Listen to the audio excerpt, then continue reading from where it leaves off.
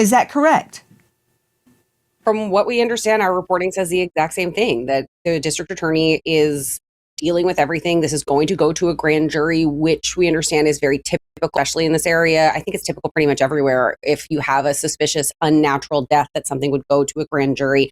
The local police do seem like they may have jumped the gun in calling this a simple drowning with, however exactly that they worded it, just a drowning with no foul play suspected. That doesn't say there was no foul play at all, or there couldn't be, or they're not investigating. But to just write this off as no foul play suspected off the bat, I think got everyone's kind of hackles up.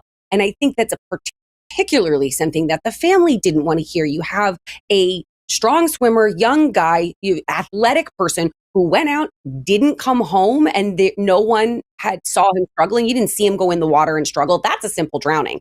We saw someone go in, we tried to help, they drowned. That to me is a case closed, simple drowning. But now the feds are involved and the FBI is involved, perhaps because there is more to it than it seems. Right. Josh Colesrud, I got a question for you. The FBI is now part of this investigation. That is significant. The FBI is only brought in under certain circumstances. That is within the state jurisdiction. And this thing has mushroomed from no foul play suspected to the DA is handling all of this. And I'd like to point out that the sheriff was not responding. Well, guess what, everybody? When I would be besieged by reporters when I was prosecuting a case, you're not at liberty to comment on an ongoing investigation as much as we on the outside looking in feel stymied. I'm surprised the law enforcement officer even stopped to talk to the journalist, WDSU, because they shouldn't be revealing evidence. So don't make it look like he's hiding in his office. He should not be revealing evidence. That said, address. This is now at the district attorney level, and the FBI is in. That's what I need you for, Colesrud. Yeah, so great question. So let's separate the two. The district attorney works for the state. The FBI works for the U.S. Attorney's Office. Now, just because there's a homicide does not make this a federal case. So ask yourselves, why would the FBI be here? Well, there's two possible reasons. Number one, we know that the family has hired a very prominent civil rights attorney, and there might be a civil rights component here. And civil rights always includes the federal government. So if, for example, there is an allegation that the local law enforcement didn't do something, or there's a racial component to them not doing something, that, of course, can bring in the U.S. Attorney's Office.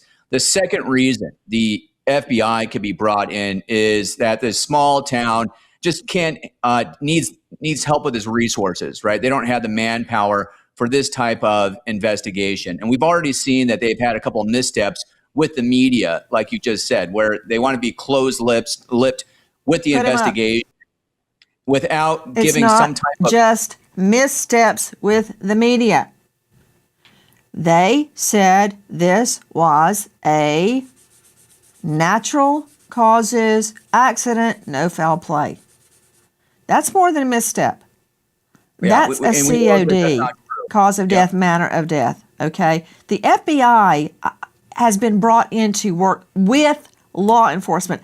And you know what, Dr. Bethany Marshall, joining me, renowned psychoanalyst out of LA. She's an author. She's on Bravo. She's on Peacock, star of a new hit podcast, On the Couch with Dr. Bethany Marshall.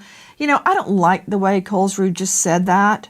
They're from a small town. They need help. Well, you know what? Not every jurisdiction is New York, LA, Houston, Atlanta. They don't have this type of investigation all the time.